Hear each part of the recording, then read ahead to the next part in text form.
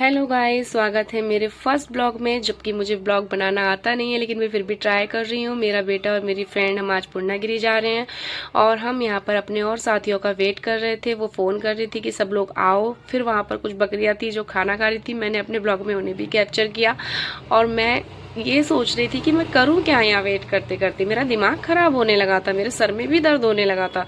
फिर मैंने सोचा क्यों ना यहाँ पर खड़े खड़े एक वॉक की जाए, क्योंकि मैं एक मॉडल भी हूँ। तो मैंने सोचा एक वॉक करते हैं। और मैंने जब वॉक करना स्टार्ट किया तो वहाँ पर कुछ लोग देख रहे थे और हंस रहे थे कि ये क्या कर रही है, लेकिन मैंने घबराना नहीं ज़रूरी समझा। मैंने वॉक कंटिन्यू रखी क्योंकि ये मेरा प्रोफेशन है। फिर वो लोग आ गए और हम गाड़ी में बैठ गए। गाड़ी में बैठने के बाद हमने बहुत लंबा समय तय किया। सफ़र जब हमारा शुरू हुआ तो सफ़र करते करते रात भी हो गई और गाने भी बज रहे थे गाड़ी के अंदर, जो बहुत अच्छे थे, बहुत अच्छे थे और मन बहुत अच्छे से लग रहा था। मेरे को इतना एंजॉय हो रहा था कि पूछो मत। नींद भी आ रही थी, लेकिन हमें वहाँ पहुँचना था। और पहुँचने के बाद फाइनली हम जब वहाँ पहुँचे और उतरने के बाद जब हमने चढ़ाई स्टार्ट की तो भाई हमारे तो पसीने निकल गए, पसीने छूट गए और गर्मी के मारे हमारी हालत ख़राब होने लगी। लेकिन हम कहाँ हार मारने वाले थे।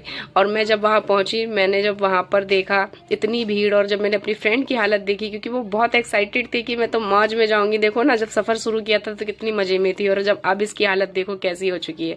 और भीड़ बहुत थी, गर्मी बहुत थी।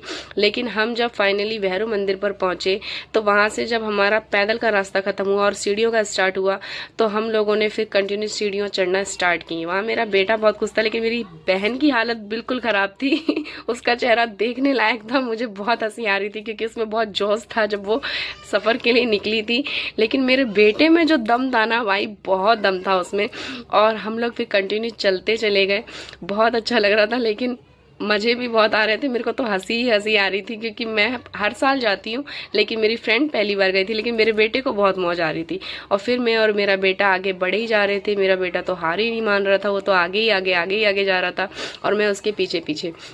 वहाँ पर जाते जाते मेरा मन ये भी हो रहा था कि यार मैं 1 साल बाद आई हूँ, मुझे माँ से मिलना है। और मैं चल रही थी, मैं बिल्कुल नहीं रुक रही थी और मुझे बहुत अच्छा लग रहा था।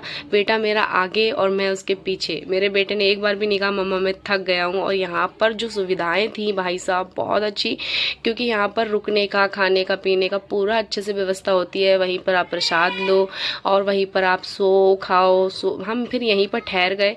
हमें यहाँ अच्छा लगा तो हम यहाँ रुक गए। रुकने के बाद सुबह को हम उठे और नहाए धोए और हमने प्रसाद खरीद के आगे की और यात्रा शुरू की। और जब हमने यात्रा शुरू की तो हमें बहुत अच्छा लग रहा था कि अब हम माँ से मिलेंगे, उस चोटी पे जाएंगे जहाँ माँ हैं।